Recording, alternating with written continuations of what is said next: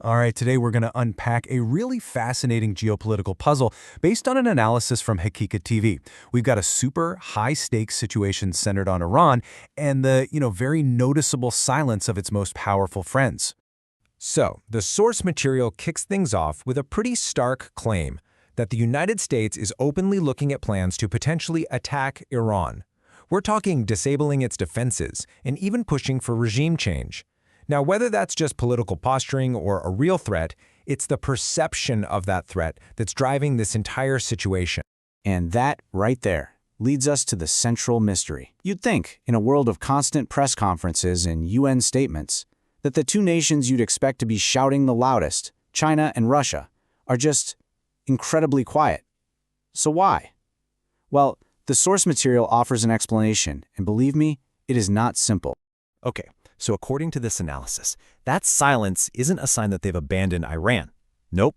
Instead, it's a very deliberate, very covert strategy.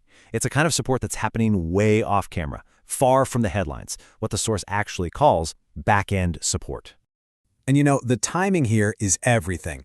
The source points out that while all these threats are flying around, China and Russia aren't just sitting on their hands. They've actually got naval forces in the region right now doing joint military exercises with Iran.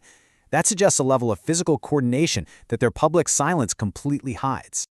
This really shows you the two totally different playbooks described in the source. On one side, you have the American model, very public, very vocal support for your allies. And on the other, you have what's described as the Chinese and Russian model for Iran, quiet, behind the scenes, and all about strengthening from the inside out. So what exactly is this back-end support? Well, according to the analysis, it's got a bunch of layers.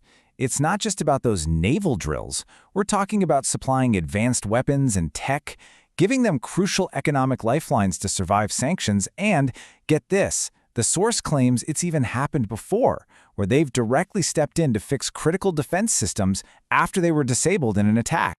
Now, the reason for this whole covert strategy, according to the source, comes down to one thing: pure self-preservation. It's all based on this belief that if Iran falls, it won't just be an isolated event. It would be the first domino in a chain reaction that could be, well, devastating. The theory they present goes something like this. First, a forced regime change in Iran creates this huge power vacuum. That vacuum then leads to massive instability that engulfs the entire region. Then, that chaos spreads north into Central Asia, right up to the borders of Russia and China, basically leaving them strategically boxed in. And this quote from the source really captures just how serious that fear is. The difference they point out here is so important. They're not seeing this as a Venezuela scenario, which might be contained. They're seeing it as a serious scenario, a conflict that just spirals out of control, swallows the whole region, and completely redraws the map. Okay, but here's where the story takes a turn. This quiet, back-end strategy, it's apparently hitting a major snag. It might not be enough anymore. The source says there's this growing pressure from inside Iran and from other allied nations for China and Russia to finally step out of the shadows. And the source explains this growing dissatisfaction with a really powerful comparison. It talks about how the U.S. protects an ally like Israel.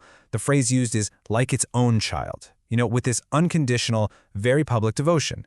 And then you compare that to China and Russia's support for Iran, which is seen as more transactional. It's limited to stuff like investment and tech, but it lacks that public, ironclad guarantee. So the key point here is that this whole back-end strategy is having a crisis of confidence. The world is watching, and this feeling is growing that when push really comes to shove, quiet help from the sidelines isn't going to stop a full-on attack. The game has changed, and the old rules might not work. And this frames the fundamental dilemma, doesn't it? This question isn't just for Iran. It's for any nation that's aligned with them. It really gets to the heart of what an alliance even means. Is it just about mutual benefit?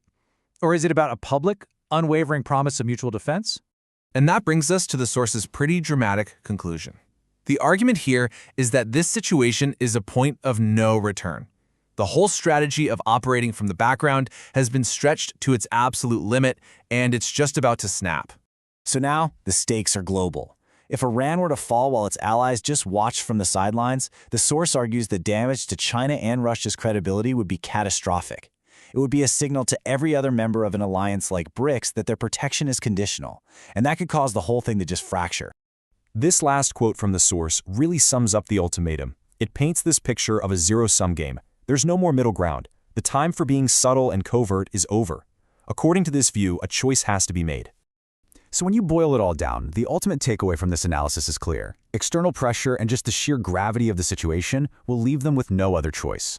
According to this source, inaction is just not a viable strategy anymore, and China and Russia are going to be forced to make their position unmistakably clear to the entire world. And that leaves us with this final, kind of chilling question. If the age of back-end support really is over, and major powers are forced to publicly draw their red lines in the sand, what happens next? If the logic in our source material is right, we could be looking at a future where all the quiet maneuvering gives way to open confrontation.